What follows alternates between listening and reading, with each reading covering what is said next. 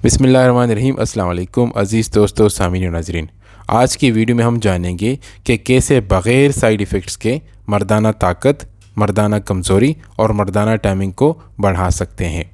आज की वीडियो देखने के बाद जहन में एक कन्फ्यूजन ख़त्म हो जाएगी कि मर्दाना टाइमिंग और मर्दाना ताकत में बुनियादी फ़र्क क्या है और हमें कब मर्दाना ताकत वाली या फिर टाइमिंग वाली अद्वियात इस्तेमाल करना है। बग़ैर कोई साइड इफ़ेक्ट्स के मर्दाना ताकत और टाइमिंग बढ़ाना हो तो आपने विलमैन कंसेप्शन या फिर ट्राइसेप्शन के साथ साथ कन्फीडियो टैबलेट इस्तेमाल करना है।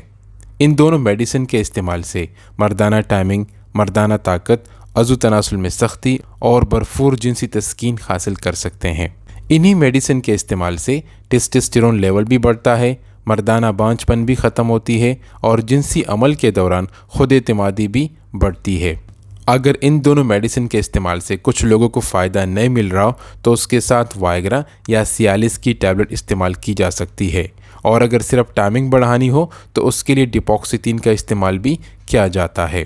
इन सारे मेडिसिन पर मैं बारी बारी वीडियो भी अपलोड किया हूँ, जो आप इस वीडियो की डिस्क्रिप्शन में मौजूद लिंक से पूरी की पूरी वीडियो देख सकते हैं।